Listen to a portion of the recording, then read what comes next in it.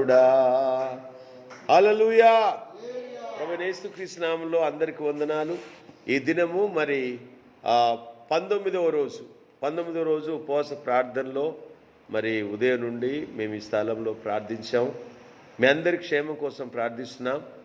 దయచేసి వీలైన వాళ్ళు మరి మీకు వీలుంటే వారంలో ఒక రోజైనా ఈ 40 దినాల్లో మీరు దేవుని సన్నిధికి వచ్చి మీ కుటుంబం నిమిత్తం మీ పిల్లల కోసం ప్రార్థించవలసిందిగా కోరుచున్నాం. ఈ ప్రార్థన మనకున్న ప్రతి విధమైన బంధకాల నుండి మనకు విడుదలిస్తుంది.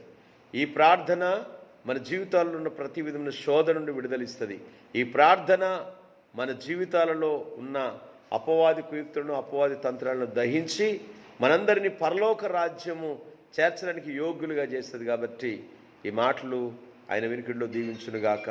దయచేసి తప్పకుండా సంఘాలు సేవకులు ప్రపంచమంతా ఉపవాసాలు చేస్తున్నారు. ఉపవాసం చేయడం ఆరోగ్యకరంగా ఆధ్యాత్మికంగా భక్తిలో మీరు ఎంతో ఎదుగుతారని తెలియజేస్తూ ప్రభువైన యేసుక్రీస్తు శిలువ ప్రార్థన సాహసం తరపున మిమ్మల్ని అందరినీ ఆహ్వానిస్తున్నాం. ప్రతిదినం ఉదయం 9 గంటల నుండి 2 గంటల వరకు ఉపవాస ప్రార్థనలు ఉంటాయి. మీరు మీ కుటుంబాలు వీలైతే తప్పకుండా రండి. దేవుని రాజ్యం కోసం అనేకులను రక్షణలోకి నడిపించడం కోసం మన పేర్లు జీవగ్రంథంలో ఉండాలంటే మనం ఇతరులందరి కోసం ప్రార్థించాలి.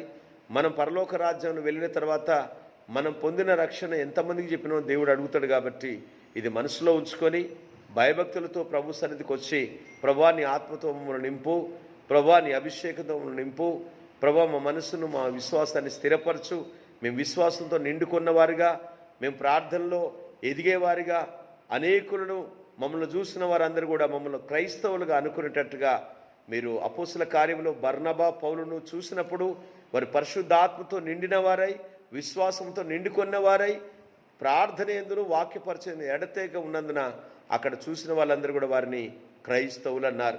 ఈ రోజున పేరుకు క్రైస్తవులు అంటే వారి జీవితాల్లో క్రీస్తు లేకపోతే క్రైస్తవులు కాదు. ప్రార్థన జీవితం లేకపోతే, ఉపవాసాలు లేకపోతే, జాగారాలు లేకపోతే, సంఘాల కోసం మన మధ్యలో ఉన్న సమాజం కోసం, దేశం కోసం, రాష్ట్రాల కోసం, జిల్లాల కోసం మన ఉపవాసం ఉండి ప్రార్థన చేయకపోతే మనం క్రైస్తవులం కాదు. మనం ఏదో బ్రతుకుదెరువు కోసం ఈ 60-70 సంవత్సరాలు ఈ జీవితం ఈ లోకంలో బ్రతకడం కోసం బోధలు వింటే చనిపోయిన మరుక్షణం ఆ నరకంలో కాలిపోక తప్పదు. యుగ యుగాలు అక్కడ అగ్ని ఆరదు, పురుగు చావదు.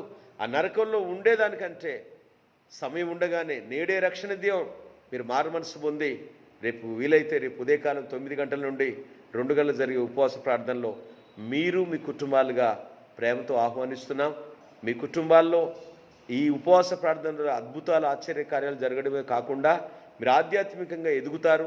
మీ శరీరంలో ఉన్న ప్రతి విధమైన బలహీనతలు, వ్యాధులు వాటన్నిటిని కూడా ప్రభు విడుదల చేస్తాడు. మీ కుటుంబంలో సమాధానం కలుగునుగాక. యేసుక్రీస్తు నామములో మిమ్మల్ని అందరిని ఆహ్వానిస్తున్నాం. ఇట్లు ప్రభు పరిచర్యలో మీ దీనదాసుడు పాస్టర్ ఎంఎస్ రత్నం, శిలువ ప్రార్థన సావాసం, Lakshmi Ganapathi colony, Injapur, Hayath Nagar, Hyderabad. Thank you.